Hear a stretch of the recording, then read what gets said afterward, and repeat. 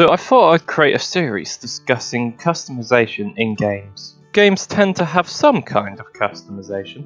It can be a big feature of a game, like in GTA, or it can be a small feature of the game, like in Hitman 3.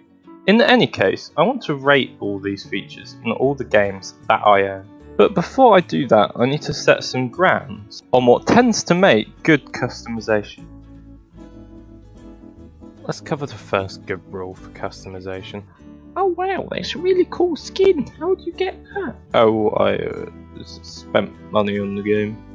Oh, you got a top hat. That's pretty cool. How'd you get that? I have eliminated 1 million people.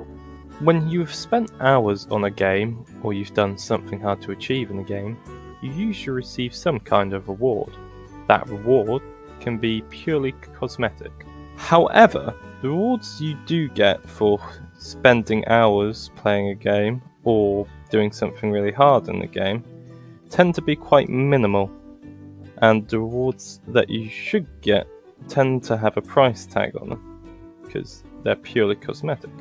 It's nice, however, when the game allows you to earn these cool cosmetics via some feat, like beating a game, or if the game doesn't have an end, doing something really hard in the game. However, this tends not to be the case, especially for games that have a market for selling skins. For an example, let's take a look at Overwatch. Loot boxes are the reward you get for spending quite a bit of time and playing Overwatch. You can spend a lot of time playing arcade and you can earn up to 9 of these in a week. And of course you get loot boxes from leveling up, so you can earn quite a few by spending a lot of time in it. However, the rewards you see I was getting were quite minimal. You do luck out and get a legendary here and there, but for the most part you don't. However, although these loot boxes are very easy to earn, you can just buy them and really you haven't really earned anything at all. And even if you do go about earning these loot boxes through, the legit way of just playing the game, it feels lackluster because although you have spent time earning these things, you just get, for the most part, a lot of sprays and duplicates, as I've pretty much got all duplicates except for the legendary skin. But regardless, I now have a legendary skin for Wrecking Ball, even though I haven't really done anything legendary with Wrecking Ball to earn such a skin.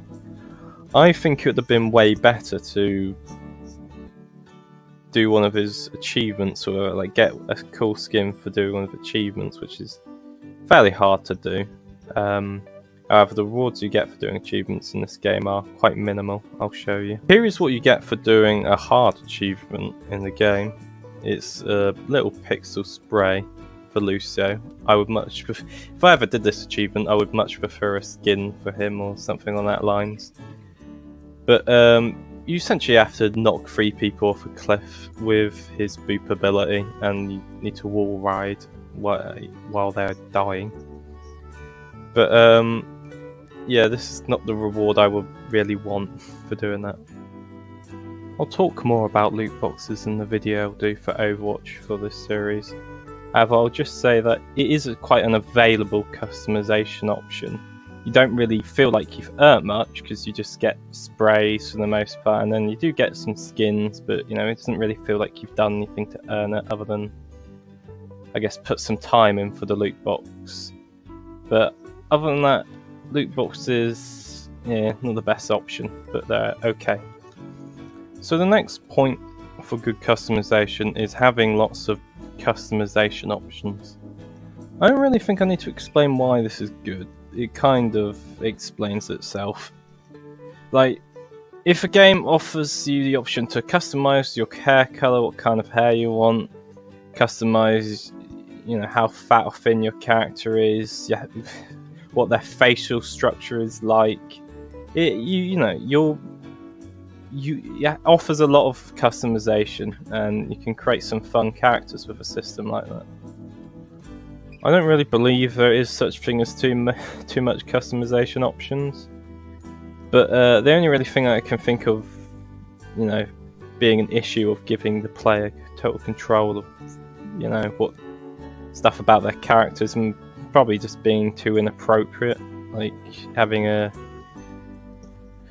character name that's a bit, you know, a bit in a kids game or something like that.